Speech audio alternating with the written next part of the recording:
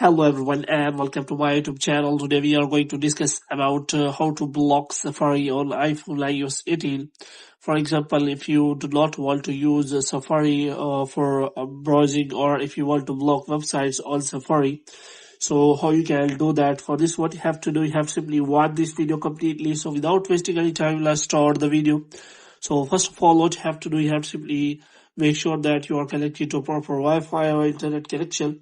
And after that, what you have to do next is you have to simply go to settings. And after that, what you have to do, you have to simply click on general. And here you have to simply scroll it down until you find the option of transfer or reset iPhone.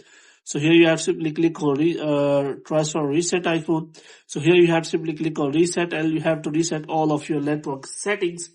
And after clearing network settings, you have to simply go back. Now what you have to do, you have to go to settings again, and you have to look for apps here.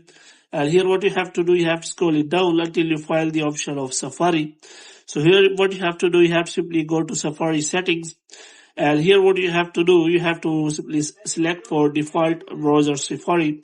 So if you do not want to change your default browser, then you can simply change it from here. Here is written Safari will be used to open links and browser the web. If you have multiple browser apps, you can change the default.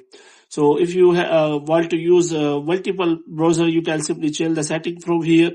So you can simply block Safari here from here. Moreover, you can also change the setting from here. You can simply click on also using private browsing. For example, you want to change Google settings.